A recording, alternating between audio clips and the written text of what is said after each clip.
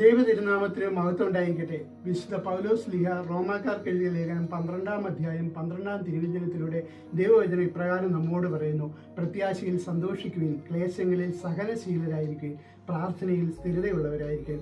പ്രിയമുള്ളവരെ, നമ്മുടെ ജീവിതത്തിൽ ക്ലേശങ്ങളും പ്രയാസങ്ങളും പ്രതിസന്ധികളും ഉണ്ടാകുമ്പോൾ അവയെ ക്ഷമയോടെ സ്വീകരിച്ച് സഹനമെന്ന ദൈവത്തിൻ്റെ കരുണ നമുക്കുണ്ടാകുന്നതിന് വേണ്ടി പ്രാർത്ഥിക്കുക.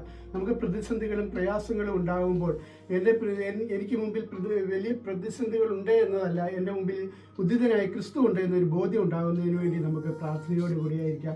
എൻ്റെയും നിങ്ങളുടെയും പാപങ്ങൾ കുരിശിലേറ്റ് മരിച്ച് 3-ാം ദിവസം ഉദ്ധിതനായ ക്രിസ്തു നമ്മോട് കൂടെ ഉണ്ട് എന്ന ബോധ്യത്തോടുകൂടി നമുക്ക് ജീവിക്കാൻ ഇടയാകട്ടെ.